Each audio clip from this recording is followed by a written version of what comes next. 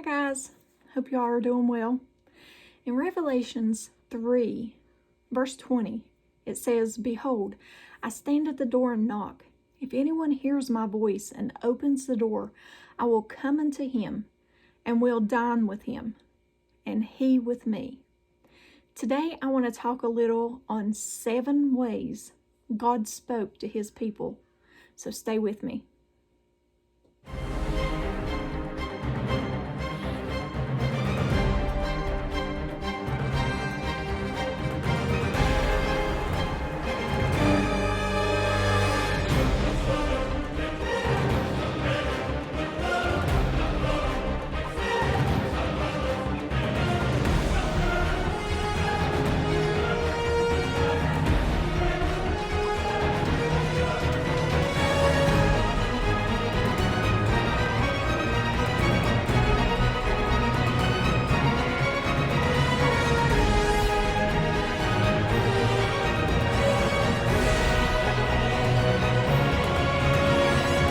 Most gracious and precious Heavenly Father, today, Lord, I want to thank you for knocking on the door of my heart many years ago.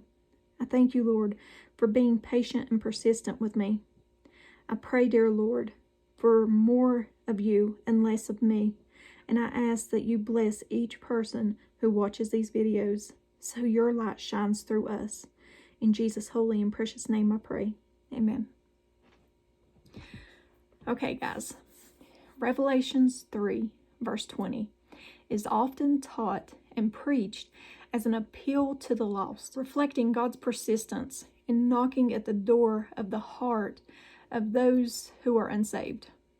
And while it can apply in that way, this verse was actually addressed to the early church of Laodicea. These people who already believed in Jesus as the Messiah. This is a look at God's persistence with his own people. And in this case, the people were lukewarm, and we see that in verse 16. Although generally pleased to be part of the church, they also had enough money to keep themselves comfortable and enjoy everyday life. These people also enjoyed a false illusion of security. So they apparently treated their faith and belief in Christ as a nice addition to their wardrobe. We're not surprised then to hear God rebuke them for their half-hearted spirituality. But what's stunning and encouraging is that God was still pursuing them, still knocking on the door of their hearts, desiring a more intimate relationship with them.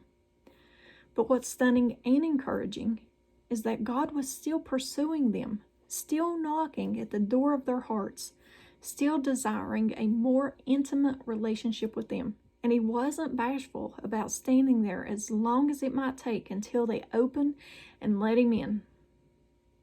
In the original language, the word knock is in the present tense. This is significant.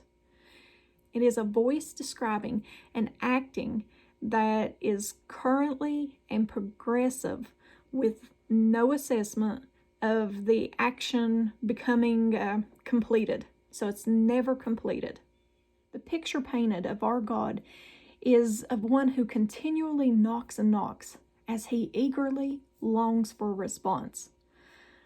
The response of those that he loves. This act in the final book of the Bible reflects God's heart for connection, a connection with his people throughout the entirety of Scripture. In reading the Word, we see God persistently calling out in an attempt to turn deafened ears and hardened hearts back toward him. And still today, he steadily, continually pursues his saints. Even when we're running hard in the opposite direction, he loves us, so he keeps it up, never tires out, never backs down. He is persistent. The book of Job reveals some of the persistent ways God spoke to his people in the Old Testament, in ways both subtle and shocking. Hear these from Job chapter 33. In verse 15, He speaks in dreams and visions of the night. In verse 16, he whispers in their ears and terrifies them with warning. In verse 17, he makes them turn from doing wrong. He keeps them from pride. In verse 18, he protects them from the grave, from crossing over the river of death. In verse 19, God disciplines people with pain on their sick beds, with ceaseless aching in their bones. Verse 20, they lose their appetite for even the most delicious foods.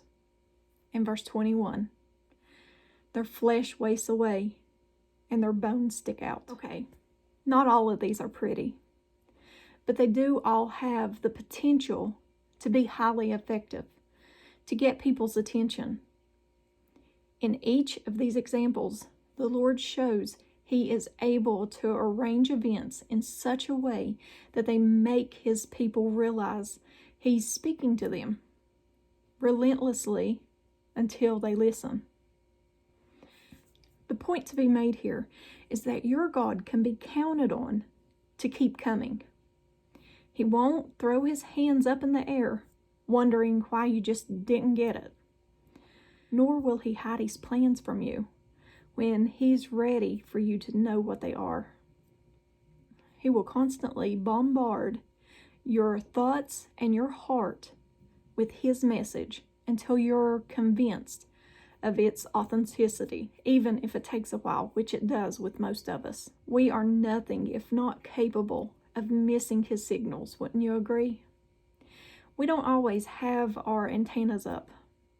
We aren't always in listening mode, but He is well acquainted with this fact about us. He knows we don't always get good reception, depending on where we're located or where our head is at the time. So we keep growing. He keeps speaking again and again. And when what we are hearing is in sync with God's written word, that's the kind of voice to be listening for. And remember, the Lord leads us through His word, through feelings and through circumstances, and mostly through all three together. And that's all I have for you today. As always, I hope you're enjoying these. Thumbs up or thumbs down. Like, share, subscribe. Share it with your friends if you like the videos. I like your feedback, so let me know what you think. And if I don't see you at the next video, I hope to see you in heaven. Bye, guys.